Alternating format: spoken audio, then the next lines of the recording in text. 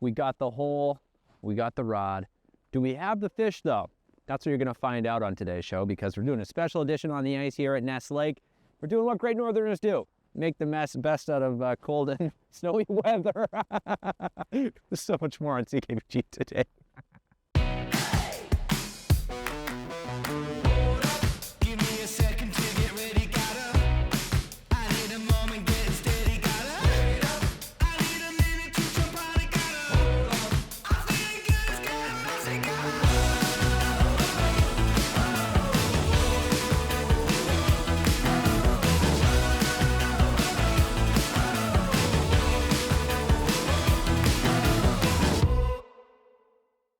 Guess where we are today? I bet it's actually a hard guess because all the lakes are full of snow and ice right now, but we're gonna go ice fishing at Ness Lake today, because what better way to spend a northern BC winter day than on the ice with some friends and hopefully a few fish as well. We'll see what's to come here, and let's go see what we can find on the ice here as well. There's a lot of tents and a lot of good people.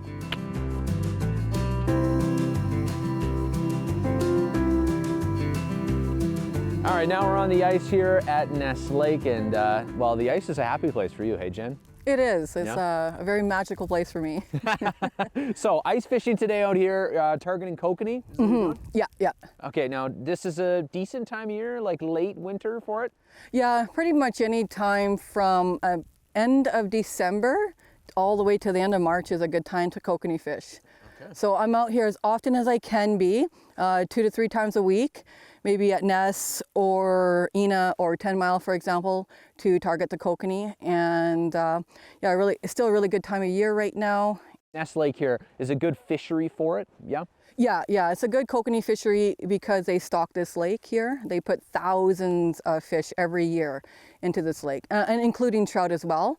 So sometimes when you're fishing for kokanee, the trout will school with them, and sometimes you pull a trout or two out at the same time. Yeah. Okay, I like this. Well, you know, we're bearing the elements here today with Mother Nature, so hopefully she'll reward us maybe with some prizes. Yeah, I'm hoping so. I already have a few on the ice, so that's awesome. And it's a really good, ice fishing in general is really great winter sport when you have, 4 to 6 months of winter in northern BC. So everybody should have like a winter hobby to pass the time. And this is one of my hobbies, is ice fishing. I like it. Okay, well, you lead the way in drilling the hole and all the rest, and we'll follow along, and I'll ask you questions about your super stage sneakers here. All right, sounds good. Oh yeah, that does cut like butter. Something satisfying about that.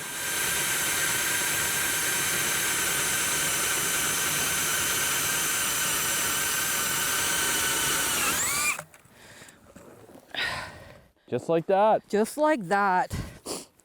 What's kind of nice about a drill auger or gas powered auger, you don't like where you're fishing because it's really slow. Yeah. You can just pick it up and go somewhere else and just pop another hole, right? Yeah. Those hand augers, when you're just drilling and drilling and drilling. Yeah, it's not worth it. Yeah, you're doing like one hole and you're staying there. Yeah. What's the bad thing about having the slushy stuff in there? It's just when you're trying to get your lure down there, it wants to stay on top of the slush. Right. And float. So it makes it a little bit more difficult. And sometimes your line moves against the slush and you might think you have something, and you really don't, right? So basically it's easier to get your flasher and your lure down there at the end of the day. So hand that one to you. All right. Yeah, so this is like a kind of a typical kokanee setup. You have a flasher, I have about 2 feet of leader line on here, and then a small jig hook, a weighted jig hook. Okay. I like to use white. Or white and pink, bright orange, bright pink. Those are my favorite colors to use. So I will always try these colors first before I try any other color. And the flasher is important because the kokanee school. Oh, okay. And the flasher looks like feeding kokanee. Oh. Yeah. A little trickery with them. Now that we removed the slush, I can put the lure down. On the end here, you're just looking for the bright colors. No, nothing else crazy. Oh yeah. Oh, I guess I should say. Just a second. You have a mealworm. I put a mealworm on yours, and then on mine is just a little piece of fake pink maggot. Okay. So you want to do a controlled release down there, so you're not just kind of like putting all your gear, like dumping it in there. So So you'll put that back. Flip this back. Yeah, and then hold your line. Yeah, and then. And are we going right till it hits the bottom here? Or No, what's the no. trick? No. So put your flasher in the water. Yeah. And then they were about 10 to 12 feet underneath the ice when I caught them earlier. Okay, so not that far at all. No, so you kind of got to imagine what is 10 to 12 feet from your flasher. All right. And now, is it just luck, or is there tricks to make this, the fish come to us? Yeah, so kokanee, they like movement. Okay. Right? So you have to have that flashing, that flasher to be moving, and you want that bait to kind of be dancing underneath the ice. So it's like constant moving. If you're just sitting here, you won't get a kokanee.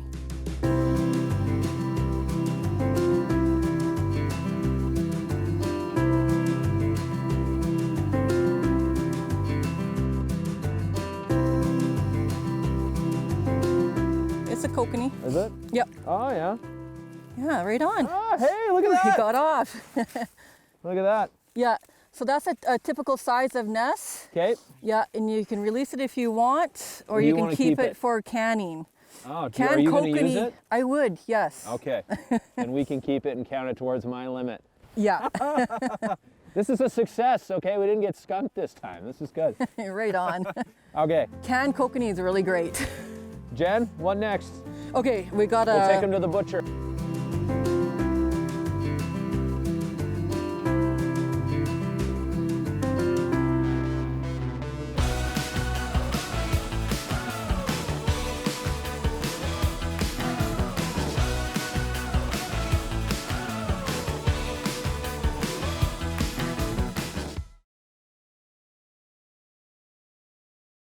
Prince George is privileged to have the Special Olympics of BC coming to town this summer, and so lucky to have Lynn Hall and Shirley Bond in the studio to talk a little bit more about the countdown today. Thanks for coming in, you guys. You're welcome. And we're very glad to be here, excited to talk about the games. Yeah, so tell me a little bit about, are they July or August?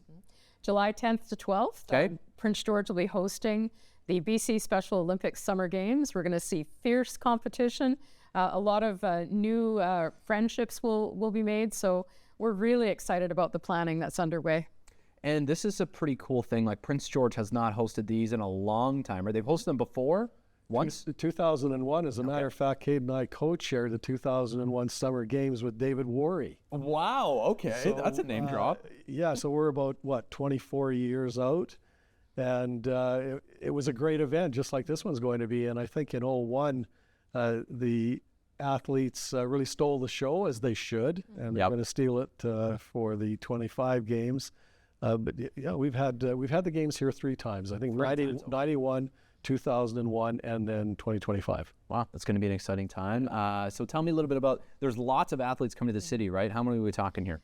Well, we expect over 1,200, around 1,200 athletes. In addition to that, we'll have probably more than 400 coaches and mission staff. As you can imagine, some of the athletes require one-on-one coaching. So we'll have a large influx of visitors, not to mention friends and family who will be here to cheer them on. So 10 different sports. We're very excited about that. You can catch athletes in basketball, bocce, rhythmic gymnastics, soccer. You're going to have lots to choose from when you go and watch and cheer our athletes on. Now, I know you two are the perfect people to ask this. What makes Prince George a great host city for these games? We've had a tremendous amount of experience. And you reflect back at the 2015 Canada Winter Games, you move forward a little bit to the World Curling Championships, the 2022 BC Summer Games. And what always amazes me, Caden, is what they do out at the Otway Ski Club. Amazing stuff out there. You have world championships out there held in Otway, and it's it just reflects what Prince George is all about and how we are able to manage those large events. And people know that when we are looking at bidding on something, that we're serious about it and we can handle it. Volunteers are the big story. I was going to say, it's a volunteer city, right? It absolutely is, and we claim that title, I think, very legitimately. The games that we're hosting will require, literally 1,000 volunteers or more. Wow. So there's going to be lots of places for people to volunteer. And one of the things that we want to do is ensure that when athletes and their families leave here, they've had an amazing experience from a competition perspective. And I think, Caden, one of the things that I've learned, certainly in my time working with Special Olympics, is these are athletes who are very competitive. They're going to, they're coming here to compete, to move on to Canadians and then potentially to the World Games. So Wow, okay. Very, very exciting competition, but our volunteers are certainly one of the reasons that we've been very successful in attracting bids in the past. So I'll ask the obvious question. So volunteer sign up, when do you think about that's going to start? Well, we're certainly hoping to launch 100 days out from the Games. Will be in early April the 1st, and we're going to begin that volunteer push. We really encourage people to step up, take on a role, and we also want to encourage people to consider sponsoring the Games. We obviously need to make sure that we can host these Games the way we want to. So there's going to be lots of opportunities for people to get involved. I think that's awesome. I think the other important part around the volunteer piece, Caden, is that we have 12 director positions that are filled on our leadership team. Each one of those directors are going to require a number of volunteers. So the choices are varied. If you want to volunteer, you can volunteer to help transportation. Right. Medical services, we're going to require volunteers at various locations for food services and those kinds of things, so that you're going to have a lot of choice when it comes to volunteering, and I think that's important. Yeah, probably got a job for me. Yeah. Oh yes, sure. We'll have lots for you. We're looking forward to you helping us tell the story of these special athletes. One thing we know about Special Olympics, they talk about how these games and these athletes, it's about changing lives, including your own. And Lynn and I have certainly found that to be the case. So we want to welcome people to join the team, and I know Prince George is going to do an amazing job. Awesome. Well, Sorry, Yeah. Caden, but one of the other things that we're trying to do with volunteers is we really want to ensure that there is as much visibility when it comes to the athletes and volunteers and people who help put on the Games. We want to leave a legacy not only to Prince George Special Olympics, but to Quesnel and to Kelowna and to Vancouver, that if you even take anything away from our Games, it's the fact that you can volunteer at home and you can help out your own local Special Olympic club. And we have a gentleman here in town, and I know Shirley points out the work that he puts into volunteering, and Peter volunteers and coaches 7 different sports. wow. Talk about multidiscipline people here. So quite often we say we want to take a bit of the load off Peter's back and really encourage volunteers to help out. Lynn is so right. The Games are a one weekend event, but our ongoing programs, we need people to step up and volunteer on a weekly basis, and I know they won't regret it. Awesome. Well, thank you both for coming in today. We could talk for hours here about Special Olympics, and lots to talk about as we, ramp up to the big event coming up here in Prince George in July. We're going to try and, tell the stories of athletes leading up to that, and hopefully talk to you guys some more. So thanks for coming in today, and looking forward to seeing all that lies ahead of us here. Thanks so much. Thank you. All right, folks, now time to introduce a very cool contest we got. Everyone's heard of the emoji game. We're remaking it. It's called Crack the Clothes Cirque du Soleil edition in honor of Crystal coming to Prince George in the CN Center this March. We're giving away. So you got to guess what is on your screen. Head to ckpgtoday.ca and submit your guess of the word or phrase. I'll give you a hint. Today is one word. All these emojis, they make one word, okay? Head online and guess that for your chance to win. We're going to give you a chance to do this every day this week. Miss an episode? That's okay, life gets busy. We get it. Or maybe you didn't miss anything, but you're here to watch that one feature again because honestly, it was that good. No judgment. Here's the good news. You can relive every moment of the CKPG Today Show whenever you want. Head over to ckpgtoday.ca, click on the Today Show tab, and voila. So grab some snacks, kick back, and binge away because let's face it, life's too short to miss out on great local TV.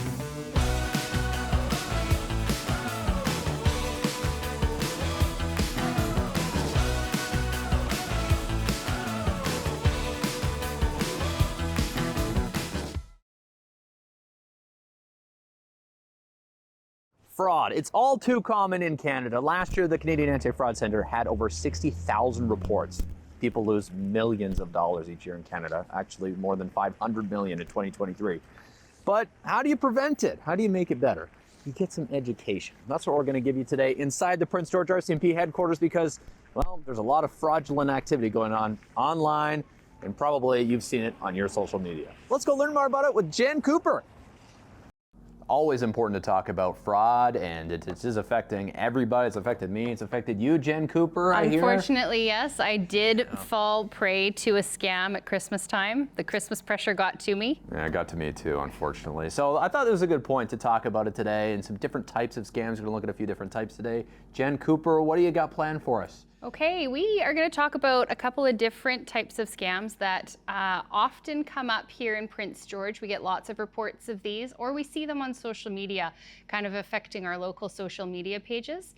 So I thought we'd go over a few of them, talk about what to look for and how to avoid some of the pitfalls so you don't get sucked into these traps. Yeah, sounds good. Yeah, they are traps. Yes. For everyone. For everyone, for a couple of different reasons too. So let's start with this one because it's one of our most popular ones. It's called a heartbreaker scam. Okay. And this one is where you will see on social media a post about a lost dog, a missing child.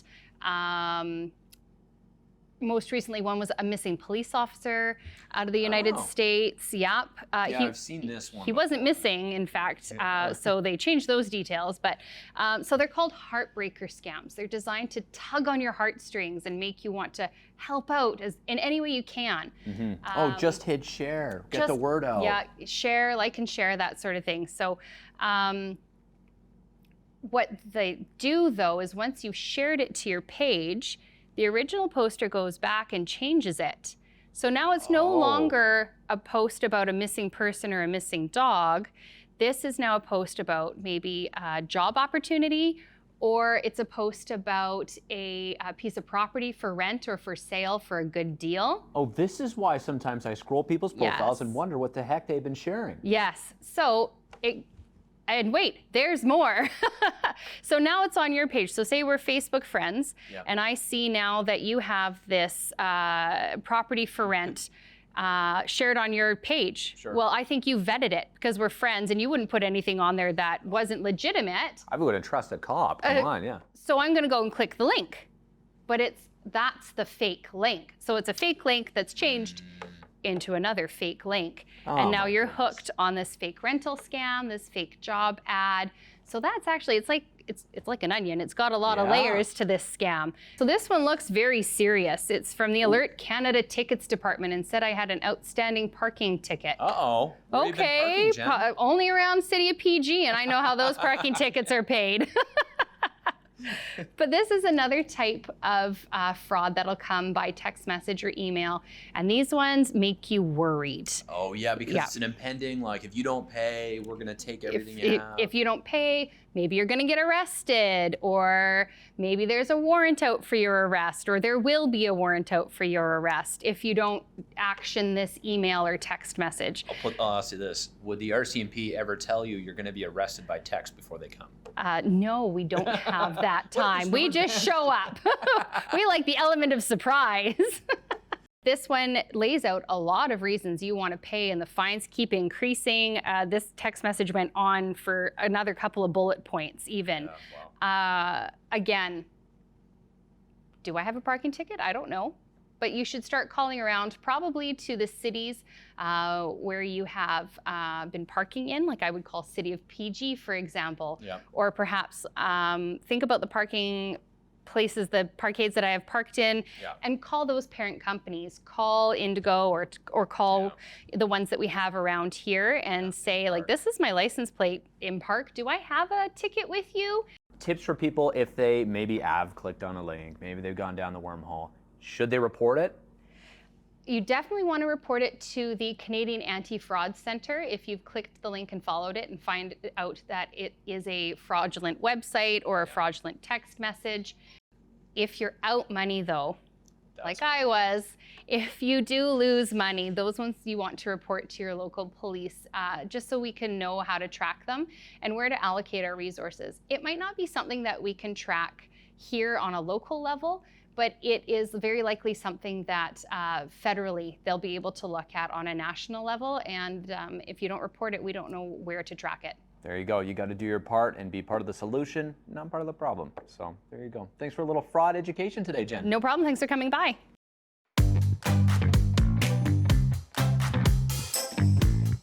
It's time to head outside for today's CKPG Snapshot. We head all the way to Ness Lake, north of Prince George for this one. You're having a live look at producer Zach in the snow, a blizzard from last week, doing God's work here, filming the show, basically, is what you're seeing right now. Taken by director Alex.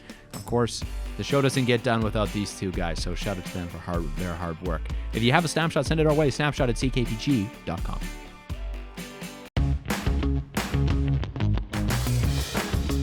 Hey there, got an idea or suggestion for the show? Reach out and connect through our social media or send us an email at letstalk@ckpgtoday.ca.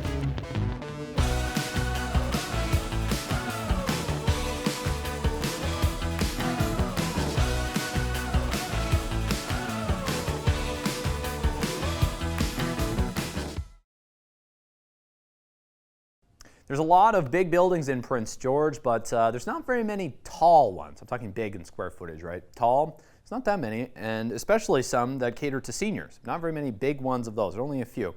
One of the first ones to be built is the Allward Seniors kind of building on Allward Street, obviously. Happened in 1982. We're going to take a look at that today in local history.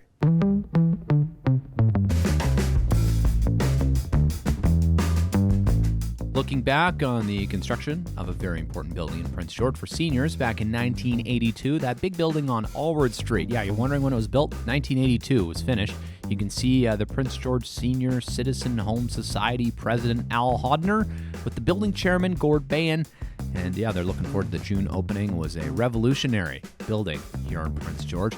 I didn't know it had 80 suites. That is a lot of seniors housing. It was only $4.5 million at the time though, so that's a good deal.